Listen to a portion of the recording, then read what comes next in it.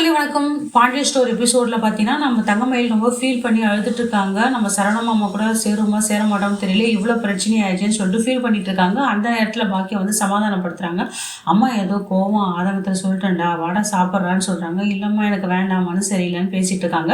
அந்த நேரத்தில் தங்கமயில் அவங்க அப்பா பதறடிச்சுன்னு ஓடி வராரு.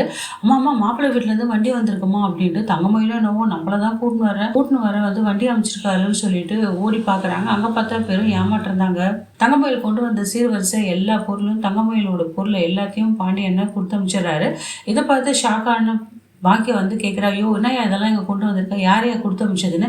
அம்மா பாண்டியனும் கோமதி தாம்மா இந்த பொருளாக கொடுத்து அமைச்சாங்க, இதெல்லாம் உங்கள் பொண்ணுடுது, கரெக்டாக இருக்கான்னு பார்த்துக்கோன்றாங்க. இதை பார்த்து எல்லாரும் ஷாக் ஆகிறாங்க.